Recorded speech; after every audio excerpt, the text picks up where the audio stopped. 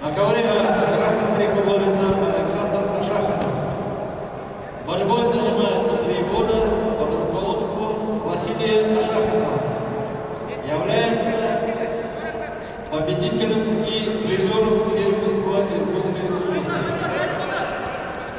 Его соперник Игнаев Максат борьбой занимается 8 лет в детско-юношеской спортивной школе Туникинского района. Тренер Комиссаров Даутхалов. Лучший результат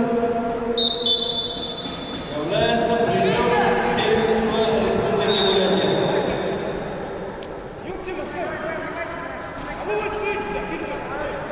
На ковре Б красным трико боксер Максим представляет команду Кемеровской области город Белов.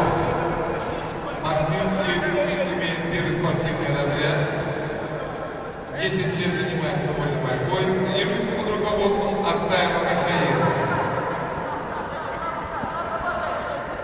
Лучший результат является призером первенства Кемеровской области. Его соперник борец в синем трико Уши Ильин представляет команду Иркутской области, Ольховский район.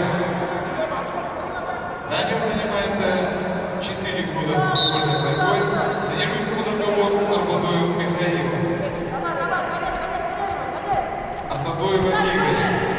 Лучший результат призер первенства Иркутской области.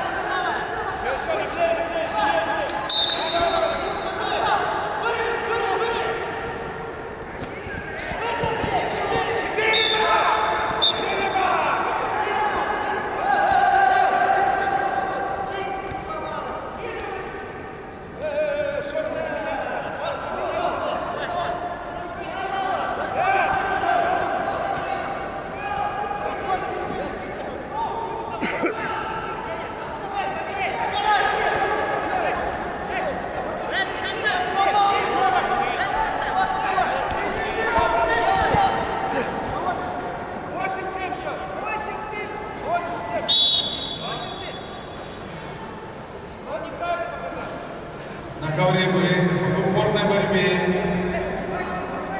победу одержал Максим Баксарин Кемеровской области и занял 3-е место в весовой категории 71 кг.